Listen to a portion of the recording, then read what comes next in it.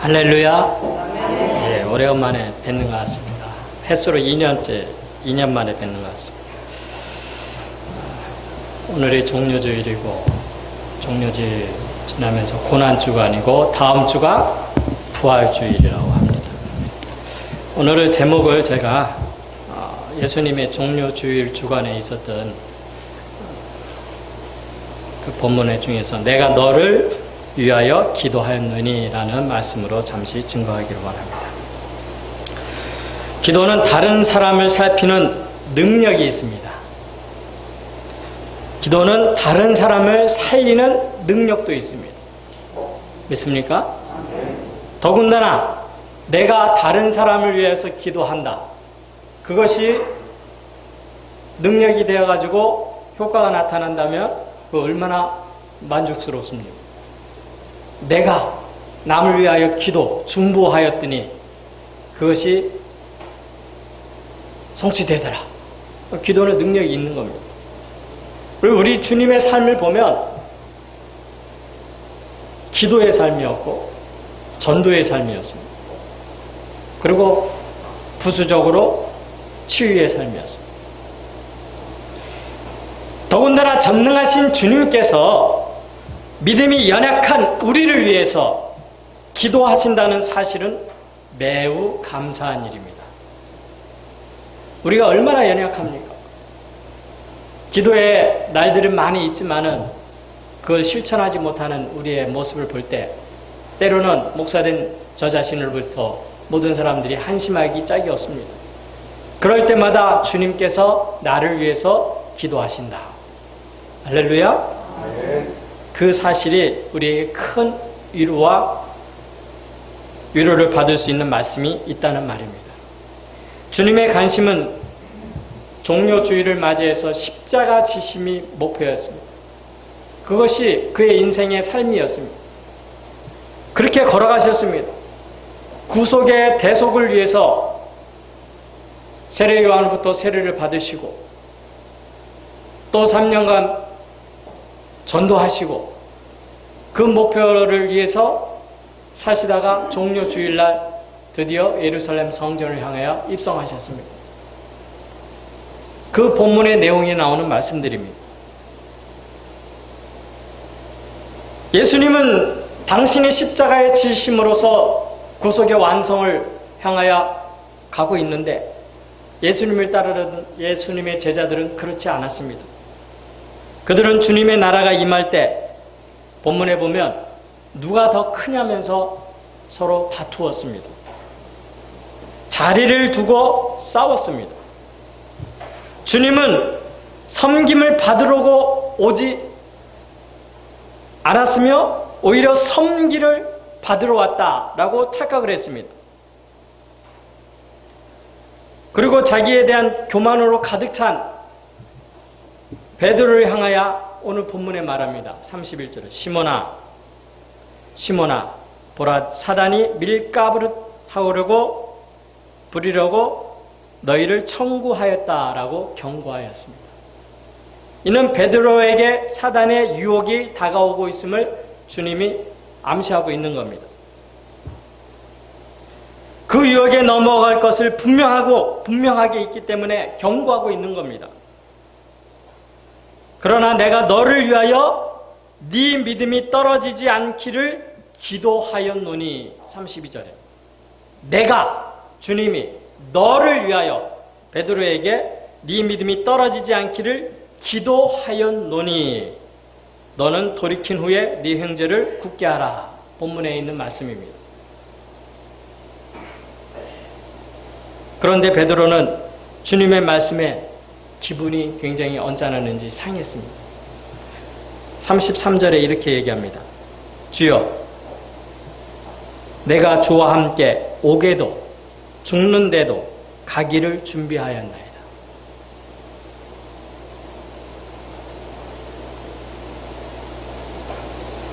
오게도 갈 수 있고 죽는 자리도 제가 갈 수 있습니다. 큰 소리 쳤습니다. 마태복음 26장 33절에는 다 주를 버릴지언정 나는 언제든지 버리지 않겠나이다. 베드로의 호언장담이었습니다.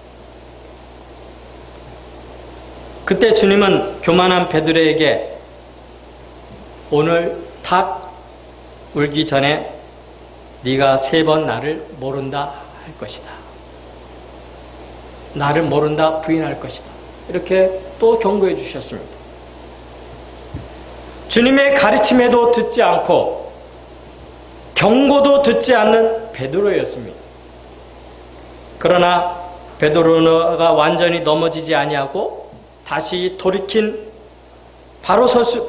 바로 설 수 있는 것은 오늘의 말씀이 있었기 때문입니다. 내가 너를 위하여, 내가 베드로 너를 위하여 기도하였다. 내가 충흥교회를 위하여 기도하였노니. 할렐루야. 내가 대한민국의 성도들을 위하여 기도하였노니. 네 믿음이 떨어지지 않기를 기도하였노니. 라는 말씀을 통해서 내가 너를 위하여 기도하였노니 라는 제목으로 잠시 살펴보기를 원합니다. 첫째는 이는 베드로 자신을 위한 말씀입니다. 베드로를 위한 기도입니다. 왜 그렇습니까? 베드로가 사단의 유혹에 받았기 때문입니다. 성경에 보면요, 이 시험이라는 단어가 나옵니다. 우리를 시험에 들지 말게 하옵시고, 그 다음에 우리에게 시험이 온다. 근데 우리 중국교회 김동신 목사님은 또 영어를 또 워낙 잘하시는 분이고 원문을 보시는 영어 성경을 보시는 분이라 이 문제에 대해서는 아주 기가 막히게 잘 해결해 주실 겁니다. 성경에 보면 나의 마음속에서 내적으로부터 찾아오는 것을 성경에는 템테이션이라고 합니다. 그게 시험에 들게 하지 마옵시며, 우리 주기도문을 할 때 시험에 들게 하지 마옵시며 할 때 그 템테이션이라고 합니다. 이건 내적으로 내 마음에서 욕정으로부터 나오는 것은 시험입니다. 그것도 시험이라고 그래요. 그 다음에 외부로부터 오는 시험이 있습니다. 나와 상관없이 외부로부터 오는 시험은 성경에는 테스트 혹은 트라이얼, 연단이라는 단어 2가지 있습니다. 여기서 사탄이 유혹해 왔는데 이 유혹은 베드로 자신에서부터 출발한 겁니다. 베드로 자신이 우쭐댄 겁니다. 교만한 겁니다. 그래서 그 시험에 넘어지려고 하는 겁니다. 그 유혹에 당한 겁니다. 사단은 교만한 자를 대적하려고 유혹한다고 말씀하고 있습니다. 겸손한 자는 하나님의 은혜가 임하지만은 교만하면 사탄이 믿음의 사람을 가만히 두지 아니합니다. 주님의 대속의 의미를 진정으로 깨닫지 못한 결과입니다. 예수님이 공생의 삶을 사시고 종료주의를 거치면서 예루살렘에 입성한 이유는 십자가로서 구속의 완성을 하시기 위함이었는데 제자들과 많은 무리들은 그렇게 생각 안 했습니다. 로마의 압제 아래, 로마의 속국에서 이 나라를, 유대 나라를 구원할 어떤 정치적인 메시아로 생각했습니다. 그래서 제자들이 그렇게 해서 싸우는 겁니다. 단지 예수님은 로마의 속국에서 해방시키는 정치적인 메시아로 믿었습니다. 그때 새로운 정부가 세워지면 제자들은 서로 내가 1등 공신이다, 개국 공신이다 라는 그 자리, 한 자리를 놓고 다투는 겁니다. 네가 크냐 내가 크냐. 내가 예수님을 더 쫓아다니지 않았냐. 네가 열심히 쫓아다녔다 할지라도 내가 너를 먼저 전도했잖아. 뭐 이러면서 싸우는 겁니다. 때문에 누가 더 크냐로 다툼이 생긴 것입니다. 사단은 이러한 기회를 놓치지 않고 수차례 베드로를 유혹하는 겁니다. 베드로 마음속에 어떤 그런 욕정이 있었다는 거죠. 그 자리에 대한 마음. 그것을 넘어뜨리고자 밀가부르듯 하였다 그랬습니다. 이 밀가부르듯 하였다는 것은 나이 드신 분은 잘 아시지만 퀴즈를 이렇게 하잖아요. 저도 시골에서 콩 이렇게 타작하고 나면 해봤는데 잘 안 되더라고요. 이것도 숙련된 사람들이 해야 됩니다. 이렇게 흔들면서 하면은 탁탁탁 치면은 알곡은 안쪽으로 들어오고 쭉정이는 바깥으로 나가면서 이렇게 됩니다. 이게 키질을 하는 겁니다. 이게 밀가루로 자꾸 떨어뜨리려고 자꾸 이렇게 하는 겁니다. 그러나 사단의 유혹에도 완전히 넘어지지 않는 이유가 있었습니다. 그것은 바로 주님이 기도가 있었기 때문입니다. 그럼 주님이 언제 기도하셨을까요? 주님이 이런 사실을 알고 계시는데 언제 기도하셨을까? 여기 누가복음 21장 34절에서부터 쭉 보면 36절에 이러므로 너희는 장차 올 이 모든 일을 능히 피하고 인자 앞에 서도록 항상 기도하며 깨어있으라. 기도하라고 명령하셨습니다. 종료주일에 있었던 예루살렘 성전 안에서 일어난 일입니다. 그리고 37절에 예수께서 낮에는 성전에서 가르치시고 밤에 나가 감난원이라 하는 산에서 쉬시니라. 이 쉰다는 말은 제자들과 함께 바깥에 나가서 잠도 주무시지만은 여기서부터 기도하는 겁니다. 예수님이 가룟 유다에 발림에 당했을 때도 예수님이 핏방울이 온 땀방울이 핏방울 되도록 간절히 기도하셨습니다. 그 장면을 얘기하시는 겁니다. 예수님은 이 사실을 너무나 잘 알고 계셨기 때문에 베드로를 위하여 기도하시는 겁니다. 우리의 믿음 생활에 어떤 간단한 그 위험한 줄타기가 있습니다. 그럴 때 우리가 넘어지지 않는 이유는 누가 기도한다고요? 주님이 우리를 위하여 기도하였습니다. 할렐루야. 지금도 부활승천하신 주님은 하나님 보좌 우편에서 대제사장으로서 우리를 위하여 중보기도 하고 계심을 믿기 바랍니다. 더군다나 보혜사 성령께서 우리에게 임재하셔가지고 우리의 삶을 보시면 얼마나 답답하겠습니까? 그래서 보혜사 성령께서 말할 수 없는 탄식으로 우리를 위하여 기도하신다. 할렐루야. 기도하였기 때문에 베드로가 넘어지지 않았다는 사실입니다. 요한복음 17장 15절에 이런 말씀이 있습니다. 내가 비옵는 것은 저희를 세상에서 데려가시기를 위함이 아니요 오직 악에서 빠지지 않게 보존하시기를 위함이라. 예수님이 감람산에서 기도를 하실 때 제자들을 위하여 세상을 위하여 기도하시는데 예수님이 그 제자들을 바로 하늘나라로 데려가시는 게 아니고 악에 빠지지 않기를 보존하기 위해서 기도하신다. 이것이 우리 주님이 우리를 위하여 기도하시는 겁니다. 두 번째는요, 회개시키기 위한 기도입니다. 여기에 너는 돌이킨 후에라는 말씀은 곧 참된 회개를 말합니다. 교만으로 가득 찬 베드로는 결국 새벽닭 울 때에 주님의 말씀이 생각났습니다. 본문을 쭉 읽다 보면 예수님이 붙잡혀가지고 빌라도 총독 앞에 끌려갑니다. 공의 앞에 끌려갑니다. 거기서 모든 매를 맞습니다.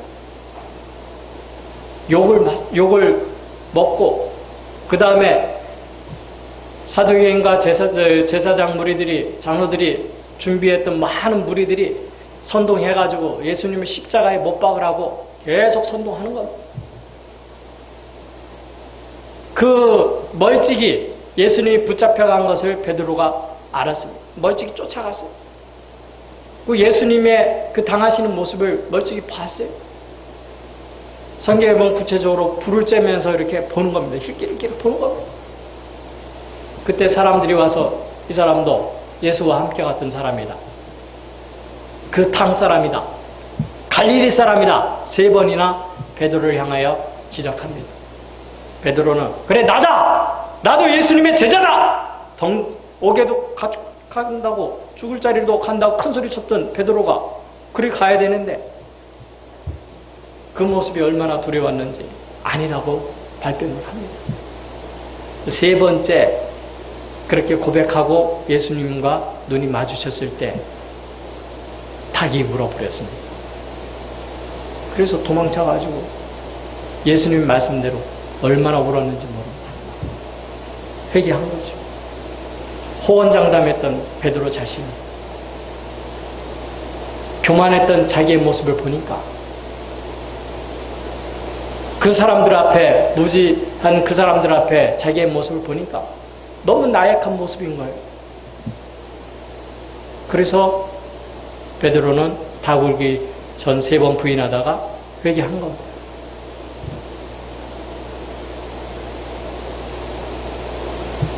히브리서 7장 25절에 자기를 힘입어 하나님께 나아가는 자들은 온전히 구원하실 수 있으니 이는 그가 항상 살아서 저희를 위하여 간구하심이라. 예수님이 우리를 위해서 이렇게 기도해 주시고 있다는 사실입니다.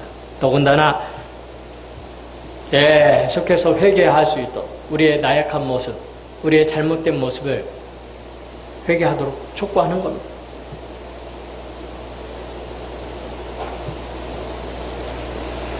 세 번째는 사명 감당을 위하여서 우리를 위하여 기도하셨습니다. 주님은 베드로에게 네 형제를 굳게 하라. 돌이킨 후에, 회개한 후에 네 형제를 굳게 하라 라고 말씀하셨습니다. 참된 회개를 하고 믿음을 회복한 후에 주님이 주신 사명을 감당해야 한다라는 말씀입니다. 그러나 회개하는 것만으로 사명 감당할 수 없습니다. 내가 잘못했으니까 나에게 사명 감당할 수 있도록 도와주세요. 아닙니다. 예수님이 베드로의 삶을 조명해 보면은 베드로가 회개하였다 할지라도 힘을 붙들어줘야 됩니다. 회개했으니까 얼마나 무력해졌겠습니까? 회개한 사람들이 그렇잖아요. 잘못한 사람들 있잖아요. 우리의 삶 가운데도 보면 내가 잘못하면 그 사람이 초라해 보지. 그 잘못으로 인해서 무력해 보이고 초라해 보이고 그러면 그런 사람이 어떻게 큰 일을 할 수 있겠습니까? 베드로도 마찬가지입니다. 회개는 하였지만 힘을 얻지 못했습니다. 그때 우리 주님이 부활하셔가지고 낙심한 베드로에게 찾아오셔서 먹을 것도 주시고 네 양을 치라 라고 말씀하시는 줄 믿습니다. 이게 위로해 주시는 겁니다. 주님은 우리에게 그냥 주시는 게 아니고 그냥 일거리를 주는 게 아니고 사명 감당하라고 하지 아니고 낙심한 우리를 힘을 붙들어줘 가지고 그 사명을 감당할 수 있도록 만들어 주시는 겁니다. 베드로의 삶이 그랬습니다. 돌이킨 후에 네가 힘을 얻어 가지고 형제들을 굳게 하라 라는 말씀입니다. 더군다나 보혜사 성령께서 성령 충만하게 해주셨습니다. 오순절 사도행전에 보면 베드로가 오순절 역사가 일어나는 겁니다. 사도행전에 보면 베드로하고 요한하고 예루살렘 성전, 예수님이 붙잡혔던 그 성전으로 들어가면 범호도 당당하게 들어갑니다. 그 얼마 있지 않은 일입니다. 오순절이니까 50일 지난 거잖아요. 찾아갔어요. 성전에 범호도 당당하게 딱 들어갔더니 성전 앞에 누가 있어요? 안진뱅이가 있어요. 그때 베드로와 요한이 은과 금은 내게 없거니와 내게 있는 건 내게 주노니 나사렛 예수 이름으로 일어나 걸어라. 그러니까 딱 걸어난 겁니다. 능력이 나타난 겁니다. 힘을 얻은 겁니다. 그때 성전에 있던 많은 사람들이 이 베드로의 모습을 보고 공회 앞에서 모여가지고 말씀을 듣는 겁니다. 이때 베드로가 아주 유창한 설교를 하는 겁니다. 무식한 갈릴리 사람이었지만 설교는 하나님의 은혜로 받아서 그냥 능력을 받아서 일장연설을 하는데 기가 막히는 겁니다. 그래서 제사장이나 장로들이나 서기관들이 저 갈릴리 촌사람이 어떻게 저렇게 입에서 막 거미줄 똥구멍에서 줄이 나오듯이 줄줄줄줄 나오니까 다들 놀라는 겁니다. 그런 역사가 일어나는 겁니다. 그때 여기 보면 이런 말씀합니다. 베드로가 그 법정 앞에서 외치기를 사도행전 4장 2절에 있는 말씀이죠. 다른 이로는 구원을 얻을 수 없나니 천하인간의 구원을 얻을 만한 다른 이름을 우리에게 주신 일이 없습니다 하지 않습니까? 라고 4장 12절, 사도행전 4장 12절, 예수의 이름으로 구원을 받는다라고 명설교를 하는 겁니다. 그때 예루살렘 교회가 3,000명, 5,000명 돌아오는 역사가 일어난 줄 믿습니다. 형제들을 굳게 하는 능력을 받게 되었습니다.